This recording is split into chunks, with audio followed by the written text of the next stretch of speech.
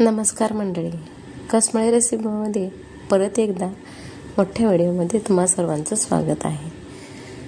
माझी या घरी आज माझी मैत्रीण आलेली आहे. 30 वर्षानंतर आमची भेट झालेली होती आणि आज रेसिपीमध्ये पायनॅपलचा शिरा बनवायचा आहे. तुमच्यासाठी खूप खास आहे आणि मी तिच्यासाठी खूप खास आहे. ती माझ्यासाठी खूप खास आहे. वयाने थोडे 2 वर्षांनी मोठी आहे. वाघोलीला कॉलेजच्या मुलांना शिकवते. मोठी प्रोफेसर आहे आणि तिचं नाव मनीषा आहे. मनीषा ताई मी तिला म्हणते. 2 वर्षांनी माझ्यापेक्षा मोठी आहे. आज आपल्याला पायनॅपलचा शिरा बनवायचा आहे.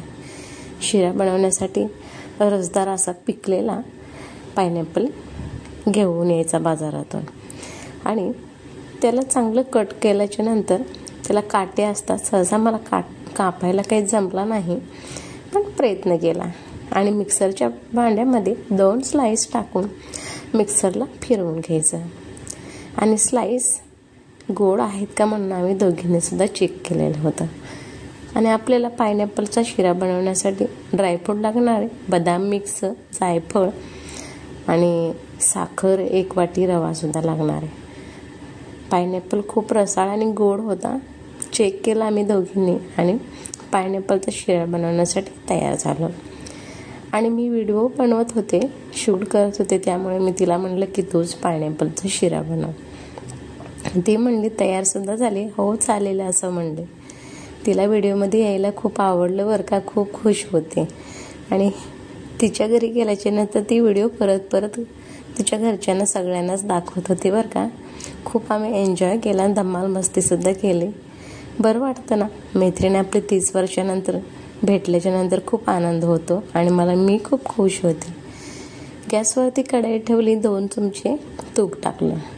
बदाम, काजू, मगजबी आणि काळे मनुके आणि ब्राऊन मनुकेसुद्धा टाकलेले होते. आणि आपल्याला काय करायचं, फ्राय करून घ्यायचे. जास्त वगैरे फ्राय करायचं नाही, कडवटपणाला येतो. आणि प्लेटामध्ये ड्रायफ्रूट खरपूस भाजल्यानंतर काढून घ्यायचं.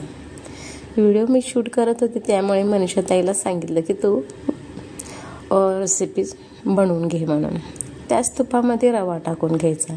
1 कप रवा असेल तर 1च कप साखर टाकायचं आणि 2 कप पाणी. रवा छान असा खरपूस होईपर्यंत भाजून घ्यायचा. आवश्यकता वाटली आपल्याला की तूप टाकायचं. पायनॅपलमध्ये तूप थोडं असं जास्तच लागतं. लबलबीत दिसला पाहिजे ना पायनॅपल शिरा. पहिल्यांदाच मी ट्राय केलेला होता बरं का. माझी मोठी ताई आहे ना, मोठ्या ताईने मला शिऱ्याची रेसिपी सांगितलेली होती.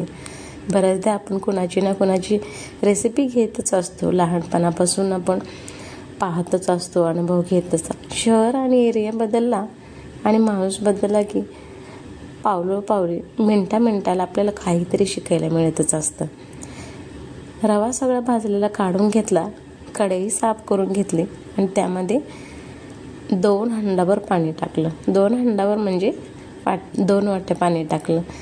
आणि जे गर आपण मिक्सरला फिरवून घेतलेला होता तो सुद्धा त्यामध्ये टाकून घ्यायचा. ताईला इतका आनंद होत होता ना रेसिपी बनवताना. खूप तिच्या चेहऱ्यावरचा आनंद मला पाहताना मला खूप छान वाटायचं. त्यामध्ये 1 वाटी साखर टाकायचं. बदाम प्रीमिक्स होतं, ते माझ्या मोठ्या ताईनंच दिलेलं होतं आणि तिचीच रेसिपी आहे बरं का. आणि ते सुद्धा टाकून घ्यायचं. इलायचीची पूड मी आधीच बनवून ठेवलेली होती. जायफळसुद्धा खिसून घ्यायचं आणि दोन्ही टाकून घ्यायचं. मस्त आपलं जायफळसुद्धा किसलेलं आहे. जायफळ जास्त टाकायचं नाही आणि मिक्स करून घ्यायचं. आणि छान असं ढवळून झाल्याच्या नंतर थोडंसं उकळी आल्याच्या नंतर भाजलेला रवा त्यामध्ये टाकून द्यायचा. एवढं छान पायनॅपलचा शिरा लागत होता ना. आणि घरामध्ये सगळीकडे सुगंध दरवळत होता. शेजारी पाजारीसुद्धा म्हणत होते आज घरामध्ये काय स्पेशल बनत आहे काय माहिती. खरंच पायनॅपल शिरा खूप छान झाला होता. पायनॅपल शिरा असतो ना, शिळा झाल्यानंतर आणखीन थोडा चवदार लागतो. शिरा चांगला आपला परतणं झाला की एक वाफ काढून घ्यायची आणि ड्रायफ्रूट टाकून घ्यायचं आणि मिक्स करून घ्यायचं. बऱ्याचदा आपल्याला मिनटाला काहीतरी शिकायला भेटतच असतं. बऱ्याचदा काही गोष्टी मी बऱ्याच जणांकडून शिकत असते. तूप आपल्याला आवश्यकतेनुसार टाकायचं आहे. मला कमी वाटलं म्हणून परत एकदा मी तूप टाकलं आणि आपला पायनॅपल शिरा खाण्यासाठी तयार झाला. तुम्हाला पायनॅपलच्या शिराची रेसिपी कशी वाटली आणि आमची धमाल मिस्तीचा हा व्हिडिओ कसा वाटला